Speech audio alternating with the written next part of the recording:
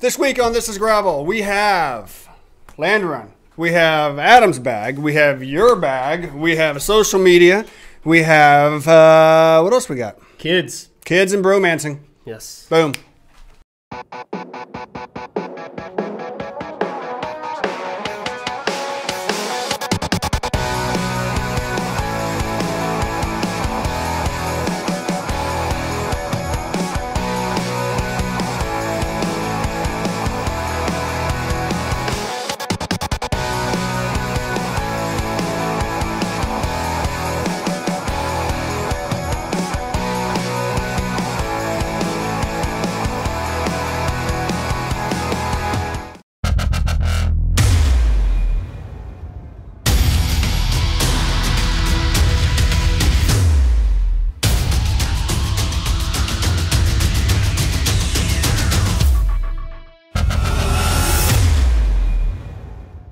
Hey, welcome to This is Gravel.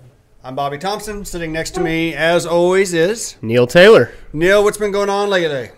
Still checking that weather forecast for Land Run. Have you put the phone down since we did this episode last week? No, we've actually gone from, I believe, pretty nice weather to rainy weather to windy weather, back to nice weather, back to shifting winds. Where are we today? What are we doing? Now, we're talking about Land Run weather for this weekend coming up Saturday. So where are we at today? Right now, 71 degrees. 71? 10% chance of rain. That's horrible. So it's there. Okay. Shifting winds. Winds from the north first, blowing us to Guthrie. So it's going to be an easy day. Turning around and pushing us then back. I guarantee that Land Run will be an easy day. Yeah. It's going to be an easy day. We deserve this, right? After last year and the year before. Those of us who have been there throughout, it's going to be nice. I've never got to ride on down there when it's perfectly dry. I guess there was one year, but the second year it was dry, but we had a threat of rain. How many years have you gone down? I've been to every one of them. Every one of them? Yeah. Okay. Yeah. So I haven't finished every one of them, but I've been to every one, which makes me actually like it more because I haven't finished it. I mean, you don't know when you go into it, and that's the whole point of these things. It's why it's fun. Yeah, so. And I'm looking forward to some nice weather. I mean, every time I see these guys from Stillwater posting on their social media of dry red roads that they're enjoying, I want to be there and enjoy those roads. Right. So I'm hoping the forecast stays happy, but cool. It is Oklahoma. It's going to be exciting. Yeah. Going to be exciting. Will be. What else you been up to, Bobby? I think you had a little romance this past that's so weekend, nice of you to bring up. It's not like I was just sitting here waiting for you to say something about it. We had last weekend in Redding, Kansas, we had a 36-mile bike ride that is part of something that is just for fun, a bromance series, something that Jeff and my friend Smitty and I kind of put together. Small events, more or less group rides. They have little Strava segment races within it if you want, and raise a little bit of money for a couple local charities. So we had fun. It was 45 degrees, 20-mile-per-hour winds, and overcast the entire day, which is really, when I conceived the route, that's kind of what I had pictured. So I'm really glad it kind of turned out like that. So it would have been a different ride if it had been 70s and sunny. Yeah. So we had like 15 people. So it was fun. But still, group ride, getting together, having a good time. Yeah, shout out to Tom Bamford for driving all the way down from Lenexa to ride with us. Tom,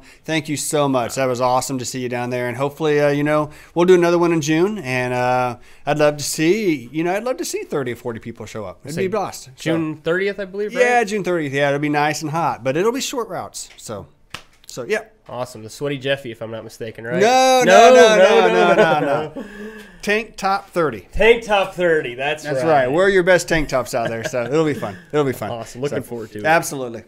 So we're all talking about Land Run this weekend, right? Yep, absolutely. Okay. Now, if I heard correctly, Matt got with Adam Blake from Gravel City Adventure and Supply to talk a little bit about what you might want to put in your saddlebag for the ride, right?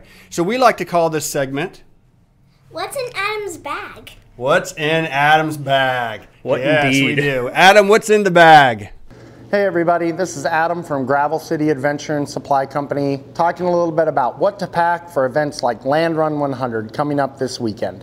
The best place to carry spare equipment is in a saddlebag, and we picked a couple of different saddlebags that work really well for Land Run for a couple of different reasons. This Arkell bag is a holster with a true dry bag, so everything will stay nice and dry. And this Sodero bag is a handmade bag with a drawstring closure. The benefits of both of these bags is the lack of zipper. Zippers have a tendency to fail in muddy conditions, not zip all the way, and Land Run, we'll cross our fingers for a dry year this year, but has a good chance to be pretty muddy. In my particular personal dry bag, I carry the essentials for repair. And all of these have value if you know how to use them. So practice makes perfect, and familiarizing yourself with what you carry instead of just carrying excess stuff is going to go a long ways. Of course, you need a pair of tire levers. Anytime you may flat, even if you're tubeless and have to put a tube in there, you're going to need a pair of tire levers.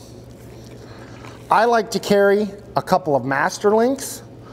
Make sure they are for your speed chain. KMC makes a great master link that works on Shimano, SRAM, and Campanolo chains.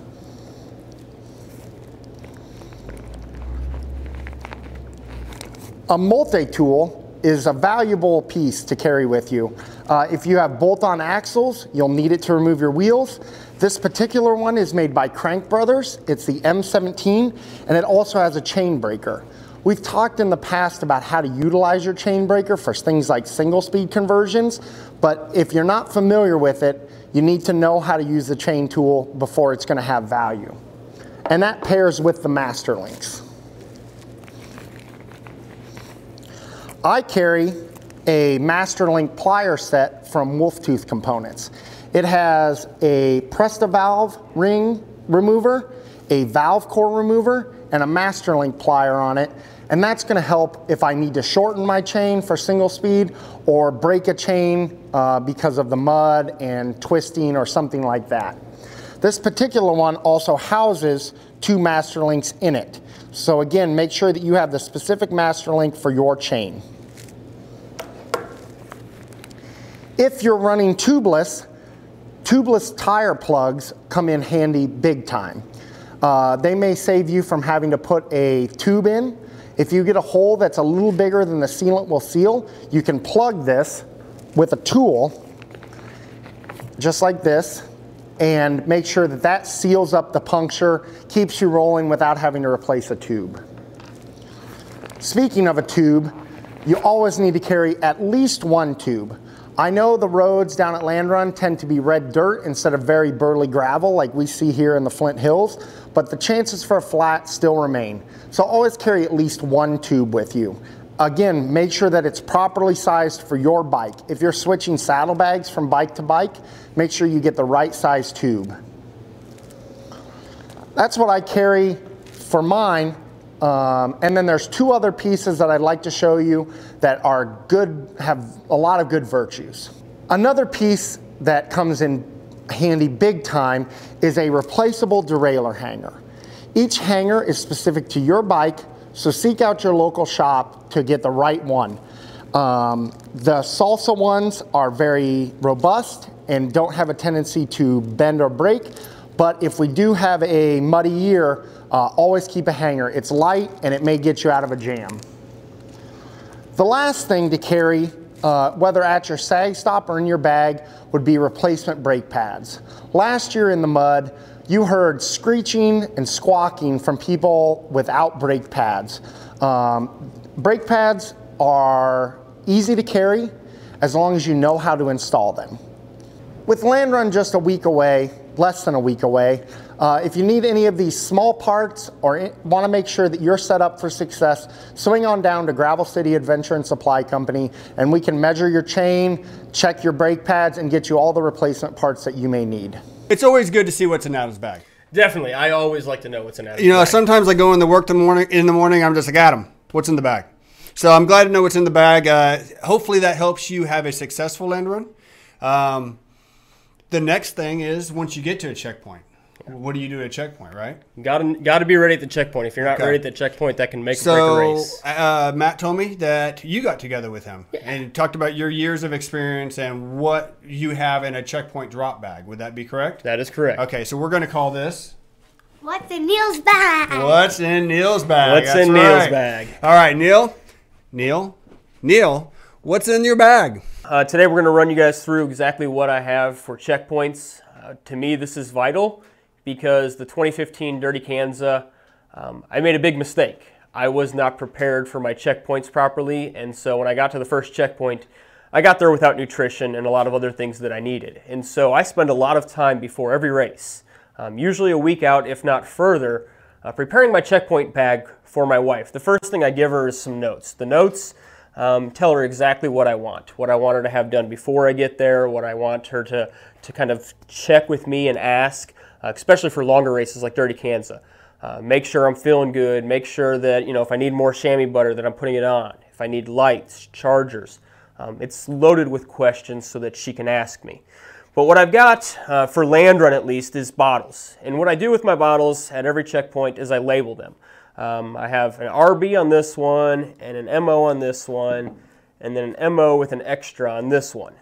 At land run, I'm planning on 3 bottles from Guthrie back to Stillwater. And those basically coordinate with the different types of tailwind. One is Raspberry Buzz that I like. The Raspberry Buzz is what I want in this bottle. And when I want caffeine, I want to know it's in this bottle and it's not a problem. So I label it, again, really easily for my wife to read so that she knows. The MO are the Mandarin Orange, and I've got that for these bottles, again, so that I know what I'm drinking, so that when, again, I need a jolt of caffeine, I can get that. When I just need my normal hydration, I can get that. Nutrition's important. Got to make sure that you have what you need at the checkpoint. If you roll into a checkpoint and you don't have your nutrition there, that will be the end of your day, and if it's not right then, it will be shortly thereafter.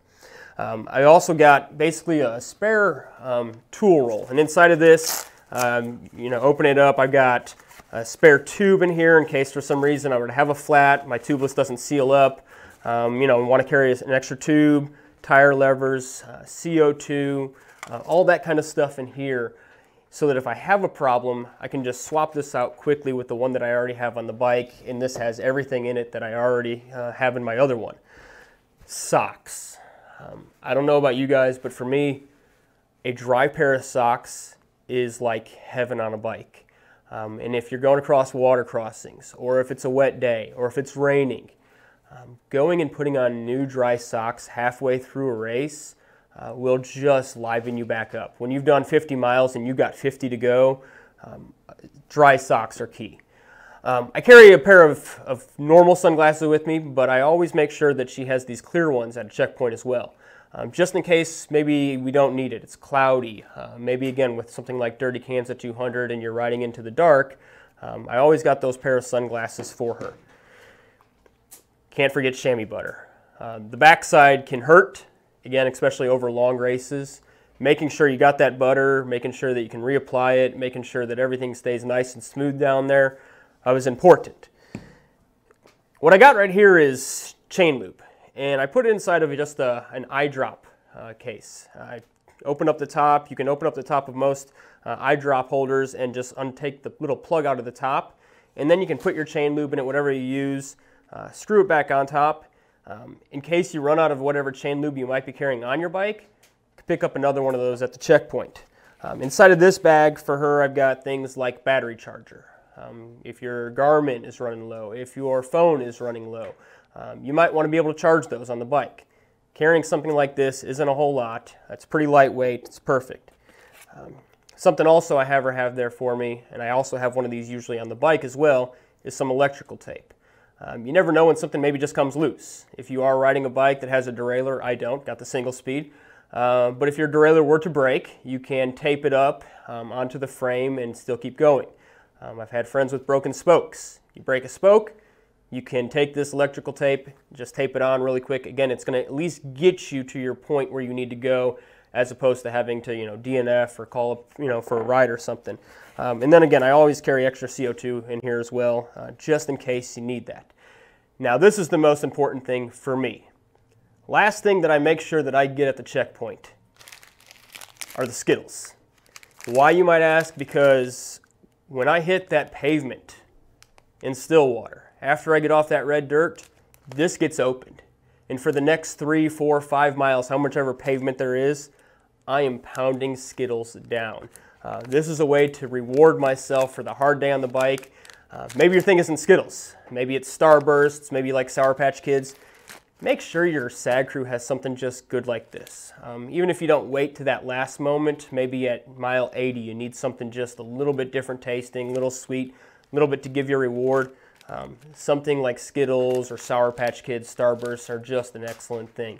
So that's what's in my SAG bag. I hope you guys are able to take something from it. And again, look forward to seeing you all down at Land Run. Well, that's what's in my bag. Bobby? You knew he had to say that, right? I mean, we couldn't delete him with anything out, so. Can't. Okay, next up, all these pictures, right? Pictures, man. Loving People the social riding media. everywhere. I love it, love it, love it. Even I put a picture up again. I'm getting really good at this social media stuff. Social media with Matt Fowler. Let's see some pictures and see where y'all been riding. Hey, thanks Bobby and Neil. You're right, this week we have had a ton of social media posted on our Facebook feed. If you'd like to see your photo come up, post it on our Facebook, Instagram, or Twitter using the hashtag #ThisIsGravel and let us know where you've been riding. Glenn was checking out the wide open spaces near Iola, Kansas on a 110-mile ride. Pat Smith was out near Leesville, Texas, grinding it on a 66-mile ride. Timothy Gray got in 35 miles on this fast mining road near Knoxville, Illinois. Paul was up riding near Marysville, Kansas. Ryan Balkenhol was out exploring the Flint Hills. Jeff was out riding near Eagle, Colorado right before he heads out for the Land Run in Stillwater, Oklahoma. Joe got in a 103-mile training ride near Malcolm, Nebraska. Corey Smith got in 55 miles in Neosho and Wilson counties of Kansas on the fat bike. Jeff got in a ride on the Ruby Jack Trail over in Missouri. Eventually this trail will extend to the Kansas state line when it's completed. Ryan was out checking out an abandoned railroad bed in Akron, Ohio.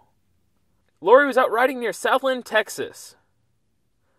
Leah and friends were still riding in the snow and ice of Duluth, Minnesota, looking for the warmth.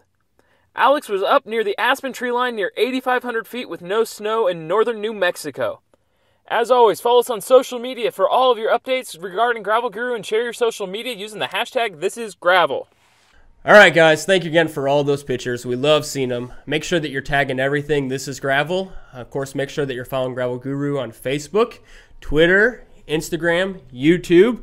And of course, if you want to, you can follow me, Minister of Gravel, on Facebook or Instagram. Or you can follow Bobby at The Casual Cyclist, Facebook and Instagram as well. We thank you guys again for tuning in. And we look forward to seeing you all down at Land Run.